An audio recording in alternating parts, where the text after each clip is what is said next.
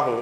الف نے کہا کہ اللہ کا رسول آ رہا ہے، با نے کہا کہ بانی اسلام آ رہا ہے، تا نے کہا کہ یہ تو تاجدار مدینہ آ رہا ہے، سا نے کہا کہ یہ تو ثروت والا آ رہا ہے، جیم نے کہا ارے بھائی یہ تو جلیل القدر آ رہا ہے، بڑی ہاں نے کہا کہ یہ تو حبیب خدا آ رہا ہے، خا نے کہا کہ یہ تو خاتم النبیین آ رہا ہے، دال نے کہا کہ دو جہاں کا والی آ رہا ہے، زال نے کہا کہ ذالک الکتاب کہنے والا آ رہا ہے، تو را نے کہا کہ یہ تو رحمت للعالمین آ رہا ہے، زا نے کہا ارے بھائی یہ تو زمانے کا امام آ رہا ہے، سین نے کہا کہ ساقی کوثر آ رہا ہے، بڑی شین نے کہا کہ شافع محشر آ رہا ہے، صاد نے کہا کہ صادق و امین آ رہا ہے، زاد نے کہا کہ ضعیفوں کا ماوا آ رہا ہے، تا نے کہا کہ جو طاہر و مطہر ہے نا وہ آ رہا ہے، تو زا نے کہا کہ یہ تو ظلم کو مٹانے والا آ رہا ہے، عین نے کہا ارے بھائی یہ تو عرب کا تاجدار آ رہا ہے، غین نے کہا کہ غریبوں کا ملجا آ رہا ہے، فا نے کہا کہ فقیروں کا مولا آ رہا ہے، تو بڑی قاف نے کہا کہ قرآن جس پر نازل ہوا نا وہ آ رہا ہے، تو چھوٹی کاف نے کہا ارے جناب فکر نہ کریں یہ تو کملی والا آ رہا ہے، لام نے کہا کہ لولا کا مخاطب آ رہا ہے، میم نے کہا کہ محمد الرسول اللہ صلی اللہ علیہ وسلم تشریف لا رہے ہیں، نون نے کہا کہ نبیوں کا امام آ رہا ہے، واو نے کہا کہ والضحیٰ آ رہا ہے، چھوٹی ہاں نے کہا کہ یہ تو ہادی برحق جو ہے نا وہ آ رہا ہے، یا نے کہا یہ تو یاسین آ رہا ہے، یا نے کہا کہ یہ تو یثرب کو مدینہ منورہ بنانے والا آ رہا ہے، یا نے کہا ارے جناب یہ تو یکتا انوکھی نرالی شان والا آ رہا ہے، صلی اللہ علیہ وسلم۔ اللہ تبارک و تعالی ہمیں عاشق رسول بنائے۔ میرے عزیزو اگر ہم چاہتے ہیں کہ اللہ ہماری دنیا بھی سنوارے آخرت بھی سنوارے، فرمایا آقا کی نقل اتارو، اللہ دنیا بھی سنوارے گا آخرت بھی سنوارے گا، دو جہاں کی کامیابی گر تجھے درکار ہے، ان کا دامن تھام لے جن کا محمد نام ہے، کامیابی آج بھی قدم چومنے کے لیے تیار ہے۔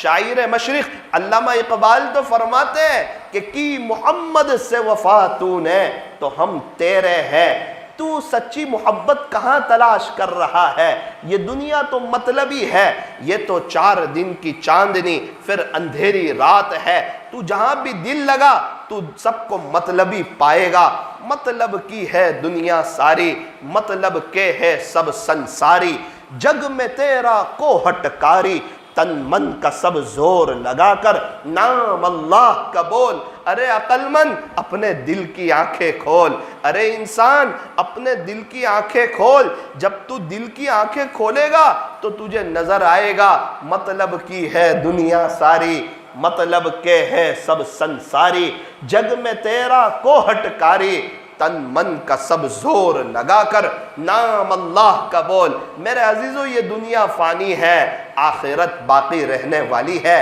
یہ دنیا دل لگانے کی جگہ نہیں ہے، یہ عبرت کی جگہ ہے، یہ دھوکے کا گھر ہے، یہ مچھر کا پر ہے، یہ مکڑی کا جالا ہے، یہ چھوڑ دینے کی جگہ ہے، یہ دنیا ہمارے پردادا چھوڑ کے گئے، ان کے ابا چھوڑ کے گئے، ان کے ابا چھوڑ کے گئے، 70-80 سال پہلے میرا اور آپ کا تصور نہیں تھا، آگے 70-80 سال کے بعد میرا اور آپ کا تصور نہیں ہوگا، جس طرح ہم نے اپنے پردادا کو بھلا دیا، ان کے لیے 10 روپے ایصال ثواب کرنے کے لیے تیار نہیں، یاد رکھنا بالکل اسی طرح ہمارے پوتے اور ہمارے پرپوتے ہمیں بھلا دیں گے۔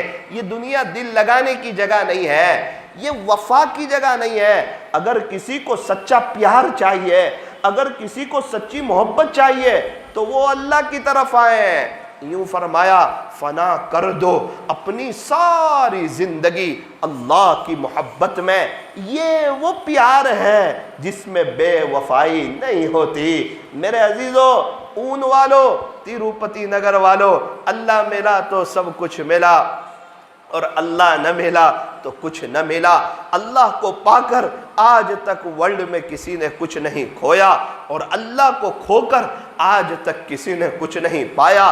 یا ابن آدم، اے آدم کی اولاد، اطلبنی تجدنی، تو میری طلب میں آ، مجھے تلاش کر، تو ضرور پائے گا۔ اے آدم کی اولاد، تو مجھے تلاش کر، تو مجھے ضرور پائے گا۔ اللہ کو تلاش کرنے والا اللہ کو پا ہی لیتا ہے۔ اس دنیا میں آج تک کوئی ایسا شخص نہیں آیا جس نے اللہ کو دل سے چاہا ہو اور اسے اللہ کی محبت نہ ملی ہو۔ آج تک تو کوئی آیا نہیں، قیامت تک کوئی آئے گا نہیں۔ اے انسان، نہ تو زمین کے لیے ہے، نہ تو آسمان کے لیے ہے، یہ جہاں ہے تیرے لیے، تو نہیں جہاں کے لیے۔ اے انسان، یہ سب اللہ نے تیرے لیے بنایا ہے۔ آسمان انسان کے فائدے کے لیے، زمین انسان کے فائدے کے لیے، یہ چاند، سورج، ستارے، چرندے، پرندے، درندے، یہ انسان کے فائدے کے لیے۔ آسمان سے پانی کا برسنا، اور زمین سے غلے کا اگنا، اور انڈے سے بچے کا نکلنا، اور ہواؤں کا چلنا، اور فضاؤں میں مختلف قسم کی چیزوں کا اڑنا، یہ سب انسان کے فائدے کے لیے ہے۔ اے انسان، اللہ نے یہ ساری چیزیں تیرے لیے بنائی، لیکن تجھے دنیا کے لیے نہیں بنایا، تجھے اپنے لیے بنایا۔ یہی بات سمجھ میں آئی خواجہ صاحب کو، یہی بات سمجھ میں آئی پیران پیر کو، یہی بات سمجھ میں آئی بایزید بستامی کو، یہی بات سمجھ میں آئی جنید بغدادی کو، یہی بات سمجھ میں آئی عثمان ہارونی کو، یہی بات سمجھ میں آئی حضرت خواجہ دانا صاحب کو، یہی بات سمجھ میں آئی حضرت مرزا مظہر جانے جانا کو، یہی بات سمجھ میں آئی حضرت خواجہ باقی باللہ کو، یہی بات سمجھ میں آئی حضرت مجدد الف ثانی کو، یہی بات سمجھ میں آئی حضرت جی مولانا الیاس صاحب کو کہ یہ دنیا دھوکے کا گھر ہے۔ اللہ سے دل لگاؤ، اللہ سے یاری لگاؤ، اللہ کو اپنا بناؤ۔ میرے عزیزو، یہ دنیا کی زندگی ختم ہو جائے گی۔ آج جمعہ کا دن ہے، ہم لوگ غسل کر کے آئے ہیں۔ ایک وہ دن آنے والا ہے مجھے اور آپ کو غسل دیا جائے گا۔ ہاں ہاں ہاں، یہی وہ بدن ہوگا، یہی وہ جسم ہوگا، یہی وہ ہاتھ پیر ہوں گے۔ ہاتھ نے کام کرنا چھوڑ دیا ہوگا، پیر نے کام کرنا چھوڑ دیا ہوگا، دماغ نے سوچنا چھوڑ دیا ہوگا، اور یہ آنکھ نے دیکھنا چھوڑ دیا ہوگا۔ میرا اور آپ کا انتقال ہوگا۔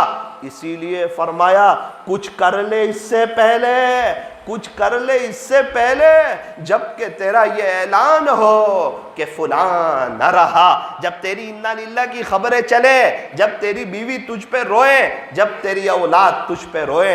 اے انسان، اس سے پہلے کچھ کر لے، اپنے اللہ کو راضی کر لے۔ میرے عزیزو، ایک بزرگ قبرستان میں تھے، ایک شخص وہاں کھڑا ہوا تھا۔ حضرت نے فرمایا کہ میرے عزیز ایک بات بتا، اگر یہ قبر والا دنیا میں آ جائے گا، یہ جو قبر میں سویا ہوا ہے یہ دنیا میں آ جائے گا تو یہ کیا کرے گا؟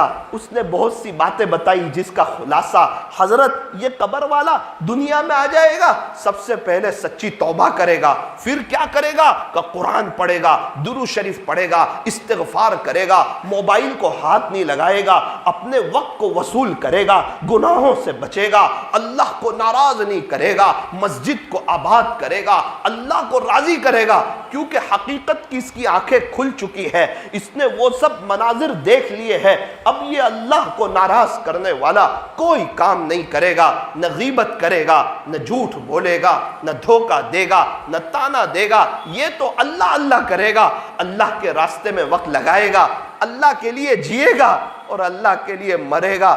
حضرت نے ساری بات سن کے فرمایا کہ دیکھ میرے عزیز، یہ تو اب یہ سب کر نہیں سکتا، توبہ کا دروازہ بند ہو گیا ہے، تیرے پاس چانس ہے، تیرے پاس موقع ہے، یہ سب تو کر لے، یہ سب تو کر لے، تیری آخرت بن جائے گی۔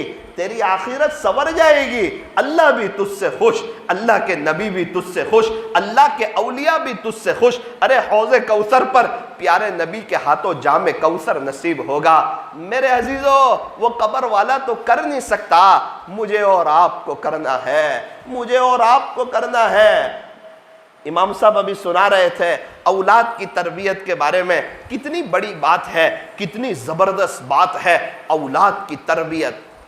واقعہ سنا رہے تھے حضرت خواجہ قطب الدین بختیار کاکی رحمت اللہ علیہ کا، اللہ اکبر کبیرہ۔ روٹی والا کیسا عجیب اور غریب واقعہ، ماں باپ نے کیسی تربیت کی، یہی حضرت خواجہ قطب الدین بختیار کاکی بڑے ہو کر بہت بڑے اللہ کے ولی بنے، ان کا بڑا اونچا نام ہوا، خود بھی اللہ اللہ کرتے، لوگوں کو اللہ اللہ سکھاتے، خود بھی توبہ کرتے، لوگوں کو توبہ کرواتے۔ ایک بڑا مجمع ان کی باتیں سن کر اللہ کی طرف آیا، ایک بڑے مجمع نے ان کی باتیں سن کر رجوع اللہ کیا، انابت اللہ کیا۔ پھر کیا ہوا؟ حضرت خواجہ قطب الدین بختیار کاکی رحمت اللہ علیہ کے جب انتقال کا وقت آیا، اللہ اکبر، آپ کا انتقال ہوا، انتقال کی خبر اس تیزی کے ساتھ پھیلی، حالانکہ نہ میڈیا کا دور ہے، نہ نیوز کا زمانہ ہے، اور نہ موبائل ہے، نہ واٹس ایپ ہے، اس تیزی کے ساتھ خبر پھیلی۔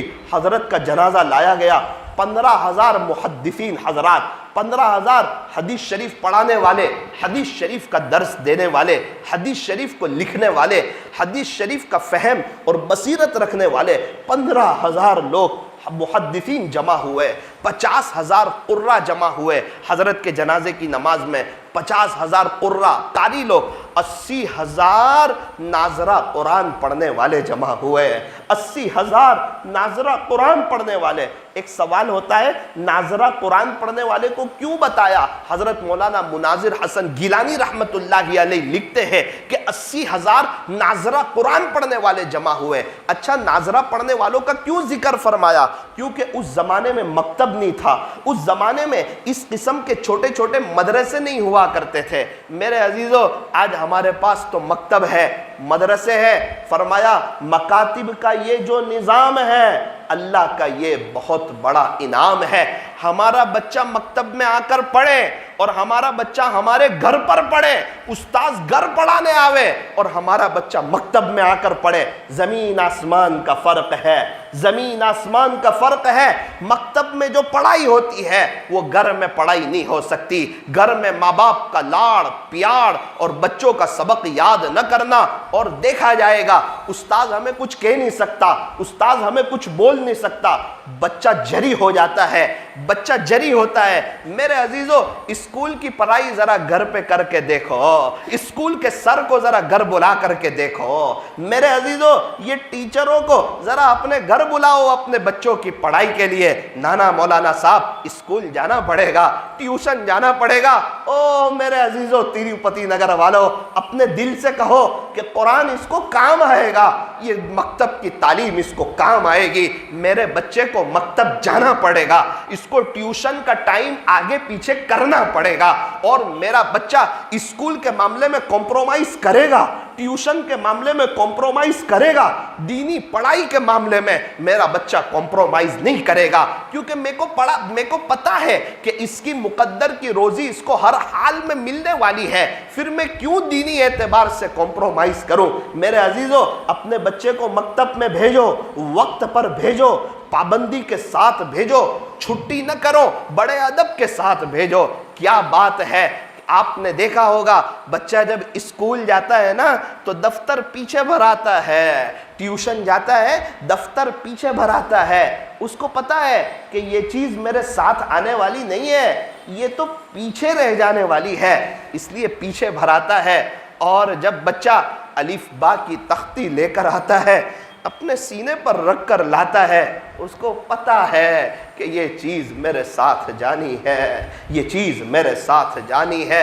میرے عزیزو، ہمارے پردادا، ان کے ابا یہ سب چلے گئے، کیا لے کر گئے؟ کون سے پیسے لے کر گئے؟ کون سا بزنس لے کر گئے؟ کون سی اپنی کمائی لے کر گئے؟ کون سی اپنی عزت شہرت دولت اور چودھری پنا کون سا لے کر کے گئے؟ خالی ہاتھ گئے، کیا کام آئے گا؟ اچھے اعمال کام آئیں گے۔ یوں فرمایا اولاد کو دین سکھاؤ، اولاد کو دین سکھاؤ، دین اولاد کو سب کچھ سکھا دے گا۔ ماں باپ کے ساتھ کیسے رہنا، دوستوں کے ساتھ کیسے رہنا، بھائی بہن کے ساتھ کیسے رہنا، رشتہ داروں کے ساتھ کیسے رہنا، اللہ تبارک و تعالی ہمیں صحیح سمجھ نصیب فرمائے اور آخرت کو سامنے رکھ کر کے زندگی گزارنے کی توفیق اور سعادت نصیب فرمائے۔ آج کی مجلس میں یہ طے کرو کہ انشاءاللہ اپنے بچوں کو حافظ عالم بنائیں گے، انشاءاللہ اپنے بچوں کو دینی تعلیم دلوائیں گے اور مکتب کی تعلیم کے سلسلے میں کوئی کمپرومائز نہیں کریں گے۔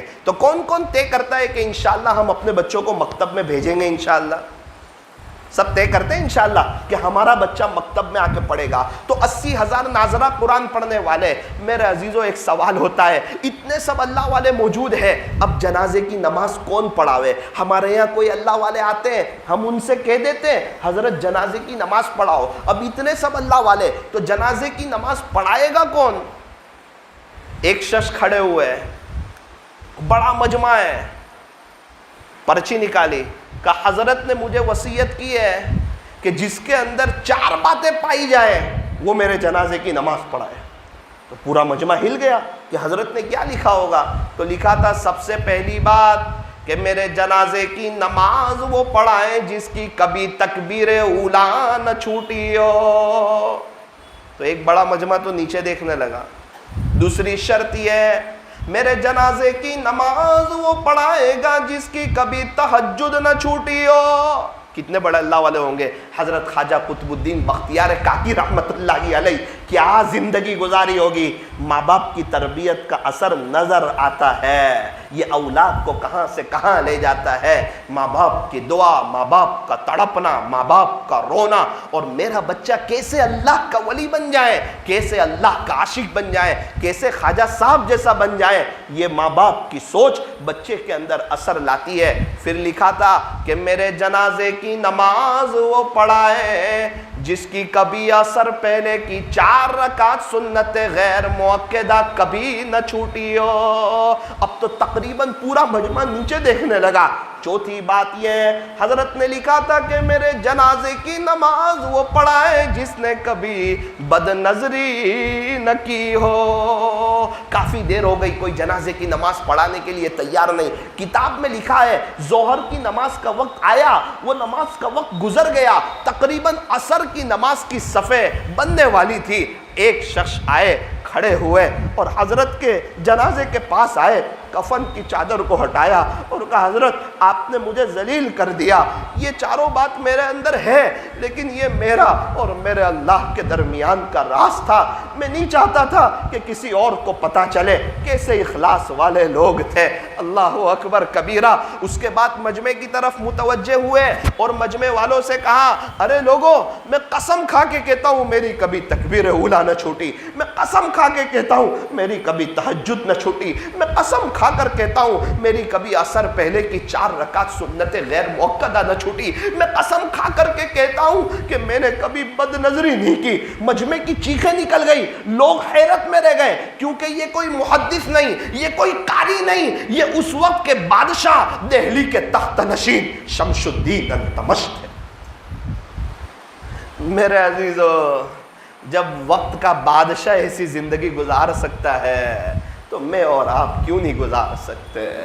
میں اور آپ کیوں نہیں گزار سکتے ہیں جب وقت کا بادشاہ ایسی زندگی گزار سکتا ہے؟ اس لیے میرے عزیزو، محرم کا مہینہ ہے، اسلامی نیو ایئر شروع ہوا ہے، کچھ نیت کرو، کچھ ارادے کرو، کچھ عزائم کرو۔ کیا نیت کرو؟ ارے اللہ کی طرف آؤ، اللہ کے قرآن کو ایک طرف رکھ دیا ہو، توبہ کرو، دوبارہ اللہ کا قرآن پڑھنا شروع کرو۔ قرآن صرف رمضان میں پڑھی جانے والی کتاب نہیں ہے، یہ پورا سال پڑھی جانے والی کتاب ہے۔ ارے رمضان کی طرح زندگی گزارو تو جو رمضان میں سکون ملا تھا ابھی بھی وہ سکون ملے گا۔ فجر کی نماز کا اہتمام کرو، نماز کوالٹی والی پڑھو، نماز جاندار پڑھو۔ بے جان کو دفنا دیا جاتا ہے، جو نمازیں بے جان ہوتی ہے وہ منہ پر مار دی جاتی ہے۔ اپنی نماز کے اندر جان پیدا کرو۔ انسپیکٹر کے سامنے کھڑے ہونے والا ادب سے کھڑا ہوتا ہے، اللہ والوں کے سامنے لوگ ادب سے کھڑے ہوتے ہیں۔ ہم نماز نماز میں کس کے سامنے کھڑے ہیں؟ جو خالق ہے، جو مالک ہے، جو پالنہار ہے، جو شہنشاہ ہے، جو احکم الحاکمین ہے۔ میرے عزیزو، اس اللہ کے سامنے کھڑے ہوئے اور ہمارا دل کہیں اور ہو، ہمارا دھیان کہیں اور ہو، اچھی بات نہیں ہے۔ کوئی اللہ والے ہمارے بازو میں کھڑے ہو جائیں، ہماری کیفیت چینج ہو جاتی ہے، اور وہ اللہ والے کا رب ہر وقت دیکھتا ہے، اس کے باوجود ہمارے دل میں وہ احساس نہیں ہوتا۔ کیا بات ہے، کوئی بہت بڑے بزرگ کسی گھر میں آئے، ہم اس گھر میں ادب کے ساتھ جاتے ہیں، ادھر ادھر جھانکتے نہیں ہیں، یہاں وہاں کی بات نہیں کرتے۔ کیا بات ہے، بہت بڑے پیر صاحب آئے ہوئے ہیں، او میرے عزیزو، یہ پیر صاحب کے رب کا گھر ہے، یہ پیر صاحب کو جس نے پیدا کیا نا اس کا گھر ہے۔ یہاں ہم دنیا کی باتیں نہ کریں، مسجد میں جلدی آئیں، مسجد میں جلدی آئیں، اذان کے ساتھ آ جایا کریں، یہاں سے بہت کچھ ملے گا، دل کی دنیا بدلے گی، سکون ملے گا، اطمینان ملے گا، زندگی میں بہاریں آئے گی۔ حضرت حسین رضی اللہ عنہ یہ کون ہے؟ یہ ہمارے نبی کے نواسے ہیں۔ یہ کون ہے؟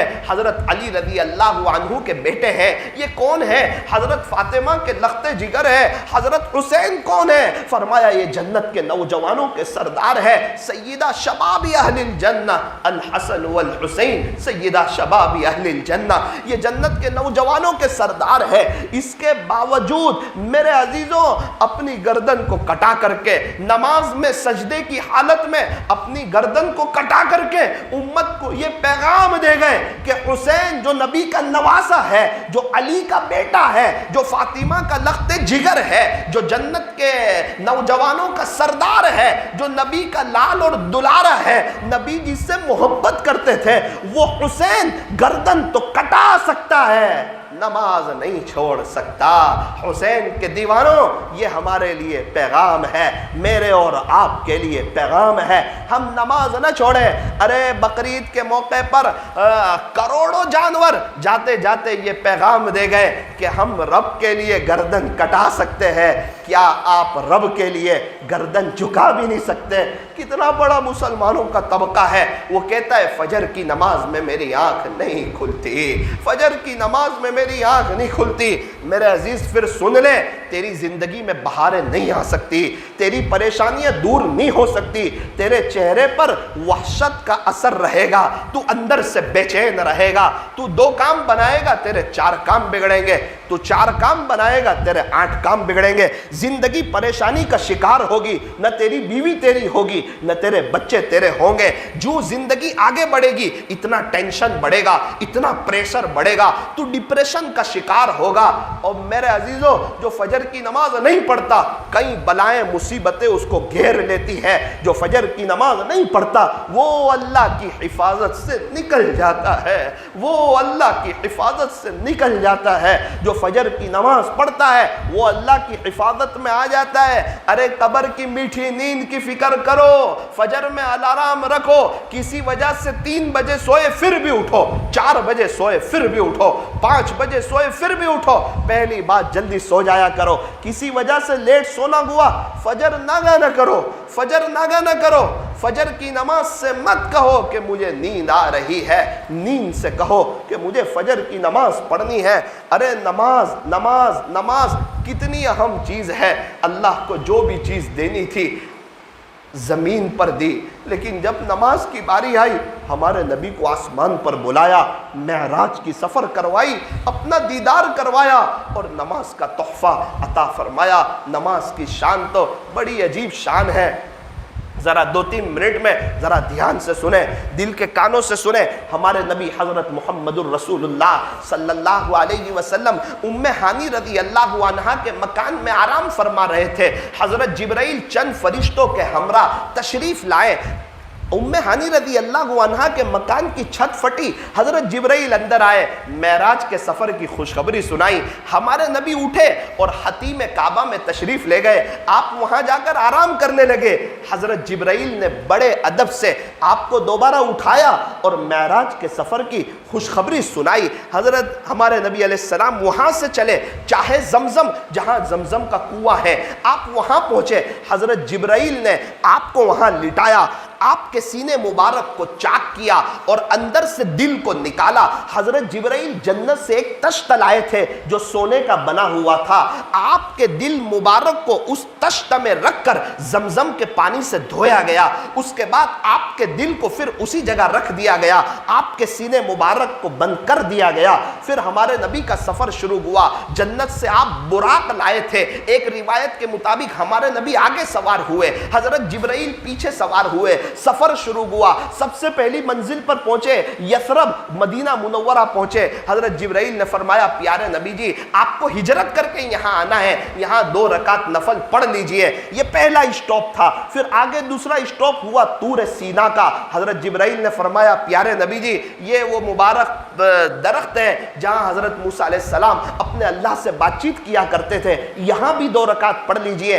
پھر سفر آگے کا ہوا، آپ مدین پہنچے، فرمایا کہ یہ شعیب علیہ السلام کی بستی ہے، یہاں بھی 2 رکعت نفل ادا کر لیجئے۔ پھر آگے کا سفر شروع ہوا، آپ بیت اللحم پہنچے، فرمایا یہاں حضرت عیسیٰ علیہ السلام کی پیدائش ہوئی تھی، یہاں بھی آپ 2 رکعت نفل ادا کر لیجئے۔ پھر آپ پہنچے بیت المقدس میں، سارے انبیاء جمع ہیں اور ایک روایت کے مطابق آسمان سے فرشتے بھی تشریف لے آئے ہیں۔ اذان کہی گئی، اقامت کہی گئی، فرض نماز نہیں تھی، اس کے باوجود اذان کہی، اقامت کہی۔ حضرت جبرائیل نے ہمارے نبی کو آگے کیا اور آپ نے سارے انبیاء کو امامت کرائی۔ اللہ نے بتا دیا یہ امام الانبیاء ہے، ان کے طریقوں میں کامیابی ہے، ان سے ہٹ کر جتنے طریقے ہیں ان میں ناکامی ہے۔ ہیرو کے طریقوں میں 100% ناکامی، کرکٹروں کے طریقوں میں 100% ناکامی، دنیا کے اسٹاروں کے طریقوں میں 100% ناکامی، مغرب کے طریقوں میں 100% ناکامی، انگریز کے مطابق بال رکھنے میں 100% ناکامی،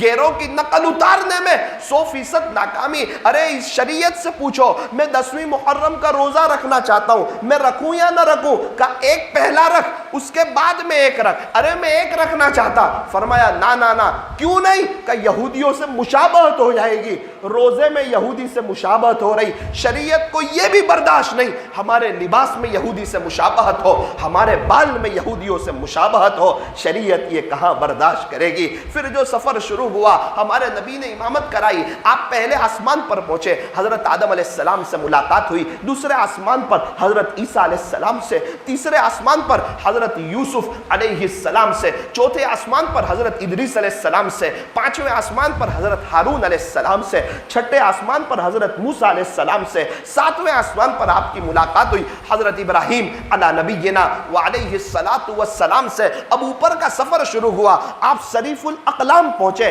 اقلام قدرت کے چلنے کی جگہ جہاں پر تقدیر لکھی جاتی ہے اس جگہ پر پہنچے، وہاں سے اوپر کا سفر شروع ہوا، سدرۃ المنتہا پہنچے۔ سدرہ کہتے بیڑی کو، منتہا کہتے بارڈر کو۔ نیچے کے فرشتے اعمال لے کر یہاں تک جاتے ہیں، اوپر کے فرشتے اللہ کے حکم کو لے کر یہاں تک آتے ہیں۔ نیچے کے فرشتے اوپر نہیں جا سکتے، اوپر کے فرشتے نیچے نہیں آ سکتے۔ یہ سدرۃ المنتہا ہے، یہاں سے حضرت جبرائیل رک گئے، ہمارے نبی اوپر گئے۔ میرے عزیزوں اپنے اللہ کا دیدار کیا جب زلیخا کی سہیلیوں نے حضرت یوسف کو دیکھا تھا، اپنی انگلیاں کاٹ دی تھی۔ آپ اندازہ لگائے ہمارے نبی نے جب اپنے اللہ کا دیدار کیا کیا کیفیت ہوئی ہوگی، وہ کیا منظر ہوا ہوگا۔ میرے عزیزوں وہاں سے آپ جو تحفہ لے کر آئے وہ نماز کا تحفہ تھا، یہ وہ تحفہ تھا آپ لے کر آئے، صحابہ خوش ہو گئے۔ اور آج نبی کی امت اکثر نمازوں کو چھوڑ رہی ہے۔ میرے عزیزوں نا نا نا نا نا نا مرنے کے بعد بہت افسوس ہوگا، اس وقت کا افسوس کام نہیں آئے گا۔ اس لیے طے کرو نماز کبھی نہیں چھوڑیں گے، نماز کبھی ناگاہ نہیں کریں گے۔ یہ محرم کا بڑا پیغام ہے کہ ہم عاشق رسول بن جائیں، ہم نمازوں کا اہتمام کرنے والے بنے۔ ماشاءاللہ آپ کی مسجد کا تعمیری کام چل رہا ہے، یہ آپ کی مسجد ہے۔ جب ہمارے گھر کا تعمیری کام چلتا ہے تو خرچہ کون اٹھاتا ہے؟ گھر والے۔ دکان کا کام چلتا ہے تو خرچہ کون اٹھاتا ہے؟ جس کی دکان ہے وہ۔ میرے عزیزوں یہ اوروں کی مسجد نہیں ہے، یہ آپ کی مسجد ہے۔ تیروپتی نگر والوں یہ آپ کی مسجد ہے، اگر اس میں آپ لگاؤ گے اللہ آپ کو فقیر نہیں بنا دے گا، اللہ آپ کے جیب کو خالی نہیں کر دے گا۔ وہ تو جو اللہ کے نام پر دیتا ہے وہ کبھی غریب نہیں ہوتا۔ ایک بزرگ فرماتے ہیں جس نے اللہ کے نام پر خرچ کیا ہو اور فقیر ہو گیا ہو، میں نے ایسا آج تک کسی کو نہیں دیکھا۔ 1 کے 10 تو اللہ دنیا میں نقد دے دیتا ہے۔ خود میری بات بتاؤں، ایک بیوہ کو میں نے 500 روپے بھیجے، دوسرے دن میرے پاس 5000 روپے آئے، میں سمجھ گیا 1 کے 10 نقد اللہ دے دیتا ہے۔ اللہ تبارک و تعالی ہمیں صحیح سمجھ عطا فرمائے۔ میرے عزیزو، یہ تو ایک واعظ و نصیحت تھی، ایک تقریر تھی، اور یہ تو ماشاءاللہ آپ ہر جمعہ کو سنتے رہتے ہیں، اور یہ نصیحت سنتے سنتے کئی لوگ اپنی قبر میں چلے گئے۔ میرے عزیزو، کہیں ایسا نہ ہو کہ میں بھی دامن جھاڑ کے اٹھ جاؤں، آپ بھی دامن جھاڑ کے اٹھ جائے۔ نا نا نا نا نا نا نا، اب ہم توبہ کریں، اب ہم اللہ کی طرف آئے، اب ہم پیارے نبی کی طریقے کی طرف آئے، اپنے گھر میں فضائل اعمال کی تعلیم کریں، درود شریف زیادہ کریں، اللہ والوں سے محبت کریں، اللہ کے راستے میں وقت لگائیں، ہماری بستی میں کوئی بے نمازی نہ رہے، اس کی فکر کریں۔ اللہ تعالی ہمیں عمل کی توفیق عطا فرمائے اور آخرت کو سامنے رکھ کر کے زندگی گزارنے کی توفیق اور سعادت نصیب فرمائے۔ تو میری آپ حضرات سے گزارش تھی کہ دل کھول کر مسجد کے لیے للہ رقم دے کر جائیں، انشاءاللہ اللہ آپ کو بہت نوازے گا۔ دوسری گزارش یہ تھی، اپنے بچوں کو مکتب بھیجیں، ذرا ٹائم سیٹ کریں، کچھ حافظ عالم بن جائیں گے نا تو ہمارے جانے کے بعد ہم کو پڑھ کے بخشیں گے، ورنہ آج تو اولاد ذرا بڑی ہوتی ہے نا 25-30 سال کی تو ماں باپ سے مقابلہ شروع کر دیتی ہے، اپنی لائن چینج کر دیتی ہے۔ خدا را اپنے چھوٹے بچوں پر رحم کریں، انہیں کچھ دینی تعلیم دلوا دے۔